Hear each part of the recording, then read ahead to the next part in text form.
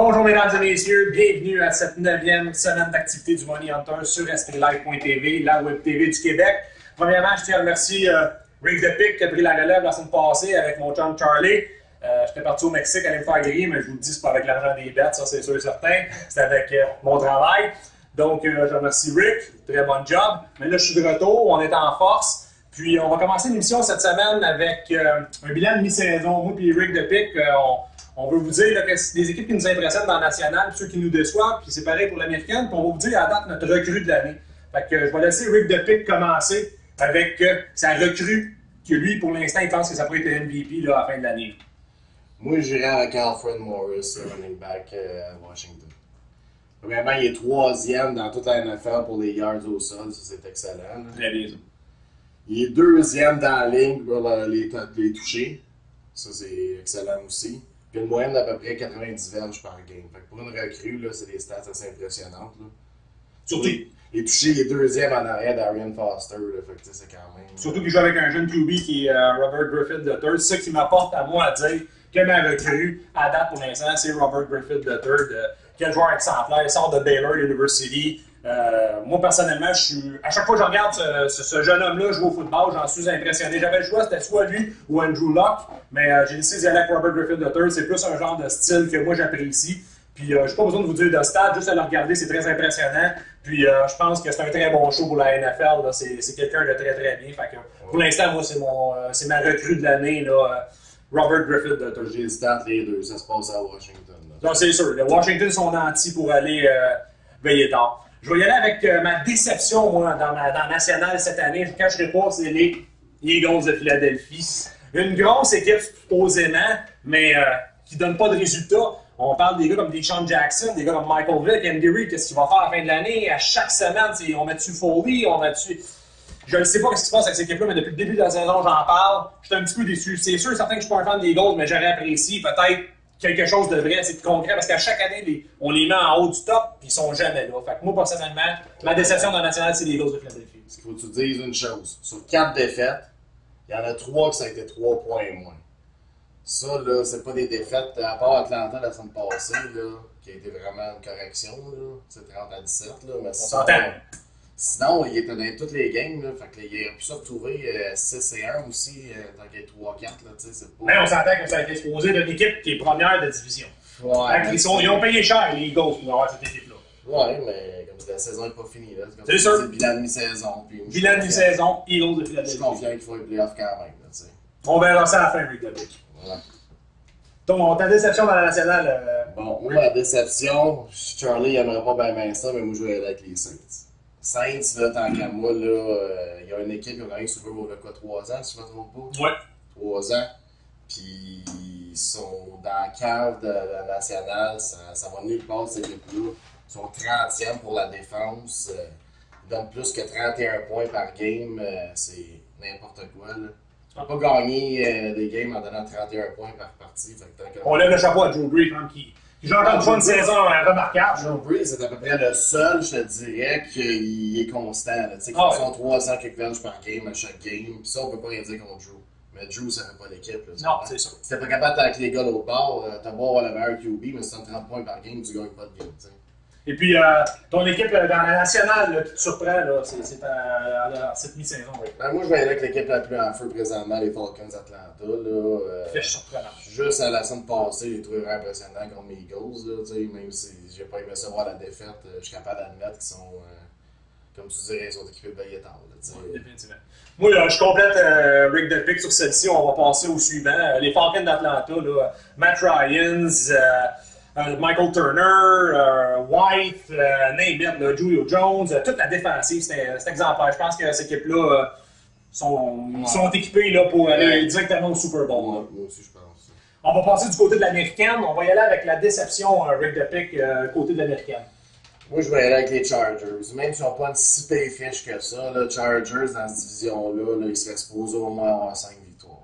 Définitivement. Tu sais, sans farce, là. Puis les games qu'ils ont perdu, là, comme j'ai dit la semaine passée, là, quand ils ont perdu 24-0, puis ils ont perdu 35-24, là, ça Ça se fait pas, là. Tu peux pas te choquer une avance de 3 touchdowns et un field goal dans le même. Sauf que c'était Peyton Manning qui a fait. Non, je suis d'accord avec ça. C'est sûr, certain que ça restait un grand QB. Sauf que quand même, il serait supposé être plus haut que ça, là, les Chargers dans cette division-là. Ils ne sont pas supposés à cette fiche-là.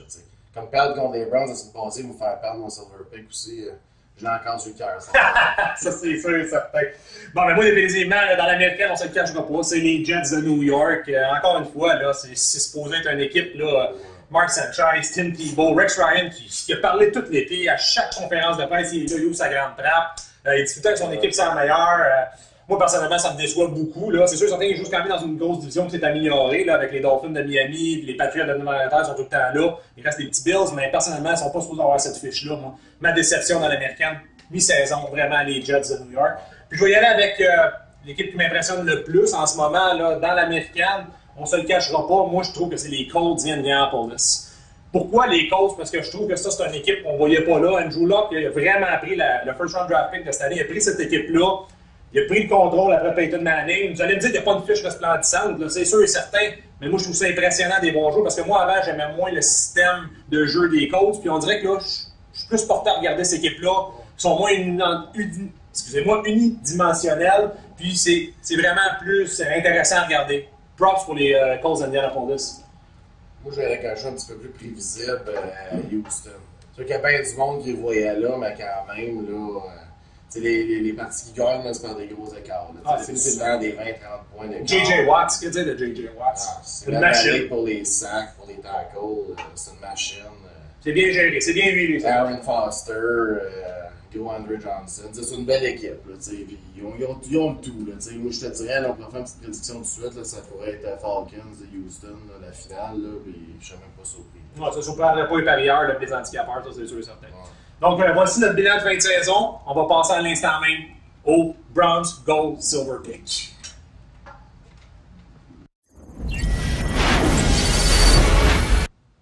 Les choix de Rick the Pick et du Money Hunter. On va commencer par le Browns Pick, mais avant ça, je vais laisser Rick s'expliquer un petit peu pourquoi il a commencé avec un 3-3 à la saison du Money Hunter à sa première émission. Félicitations, j'ai même pas eu ça cette année encore. Mais la semaine passée, il y a un 1-3. Qu'est-ce qui s'est passé, Rick? Ben, premièrement, Green Bay, ils n'ont même pas couvert le spread. Ils ont gagné, mais ils ont gagné 9 points. Ça ne couvrait pas, c'est 14,5. En partant ça. Puis Chargers, ça va perdre contre les Browns. C'était décevant. Ça, là, pas grand parieur qui aurait pu le prédire. Ça, non, je crois pas. Les deux games que j'ai scrappés, c'était pas des. C'était des gimmicks quasiment, c'était des locks. Sur bien des pronostiqueurs, c'était des. C'était des favoris, ça c'est sûr et certain. 14,5, on s'entend que c'était favori. Donc, ton Browns Pick cette semaine, Rick, ça va être quoi? Bon, ben, cette semaine, mon Yann, je vois avec des choix moins des gros écarts, je te dirais. Là, mon Browns Pick, je vais aller avec les Colts, négligés par 2. Ça veut dire que vous pouvez les prendre sur Money Line, vous pouvez prendre le 2 points comme vous voulez. Moi, je trouve que les Colts à la maison, c'est une des très bonnes équipes. C'est les homers. Ils font 3 heures. Andrew Luck joue du gros football là-bas, du 300 verges à la maison. D'après moi, là, ils vont continuer sur la séquence. Ils ont 2 victoires, une séquence de 2 victoires. C'est sûr que Miami ont 3 victoires. Sauf que là, Tannehill, c'est même pas sûr qu'il joue. Il est blessé. Fait que déjà là, c'est Matt Moore, c'est moins une grosse menace. Fait qu'il va juste acheter Reggie Bush, voir la performance. Mais pour ça que 2 points underdog, là, je vous dirais, là, c'est un bon pick à prendre cette semaine. Ben moi, par contre, je vais te compléter, Rick the Pick. C'est mon rêve avec tes picks. Je vais y aller avec over-under. Pour ceux qui ne sont pas familiers avec ça, c'est qu'on va combiner les 2 points justement de cette partie-là, celle des Colts d'Indianapolis qui vont recevoir les Dolphins de Miami. Et puis moi, je vais y aller avec under 42. Justement parce que comme Rick the Pick disait, peut-être que M. Ryan Tannehill, qui est une très bonne recrue à date de cette saison, ça se pourrait qu'il ne joue pas. C'est sûr et certain qu'ils ont Reggie Bush, eux autres, là, qui peut quand même donner beaucoup de points. Ils ont Moore, leur wide receiver, là, qui est excellent ces temps-ci. Ils ont quand même une bonne défensive. Mais Andrew Luck, il va faire beaucoup de points. Je crois même que moi, les Colts vont gagner, mais j'aime mieux y aller over-under. J'aime mieux y aller avec le under 42 parce que, personnellement, moi, je pense que ça va être une partie là, entre 2 bonnes équipes.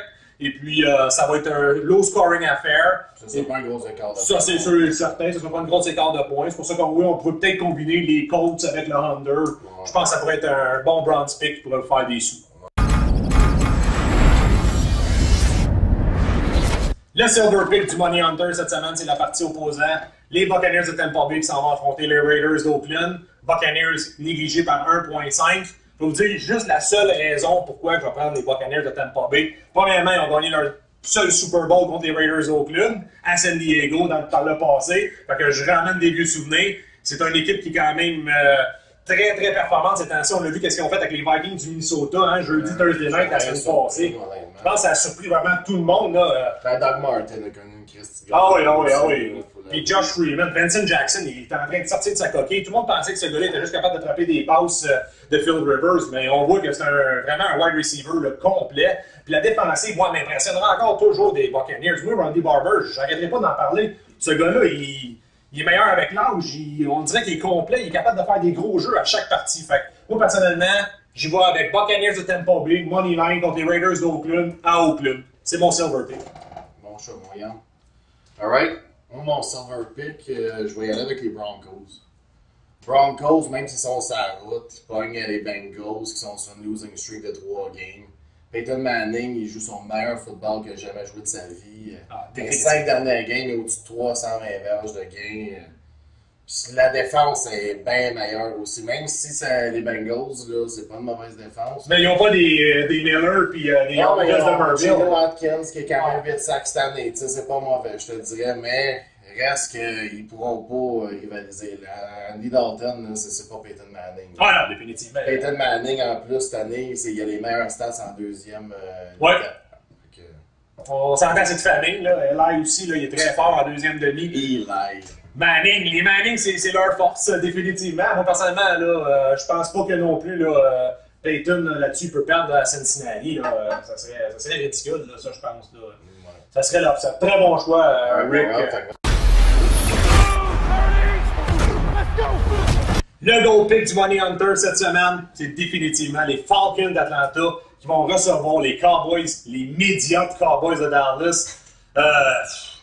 Personnellement, j'ai rien à dire là-dessus. Là. Favori par 3.5, les Falcons d'Atlanta à maison. Matt Ryan, qui était en feu dans son dôme, dans son castle. Non, plus je comprends pas ce code-là. Moi, celle-là, là, personnellement, là, allez-y, sautez dessus tout de suite, là, parce que personnellement, là, les Cowboys vont nulle part cette année. Désolé, Sébastien Yell pour tes Cowboys de Dallas, mais ça va nulle part. On l'a vu la semaine passée. 4 interceptions. C'est médiocre, là. Sauf qu'il faut dire quelque chose, par exemple. Ils se sont fait voler un toucher à la fin. Moi, je m'excuse, mais le toucher était bon. Moi, personnellement, je trouve qu'il était. Il était bon. Je sais plus parce que tu es un fan des Giants, tu veux pas l'avouer.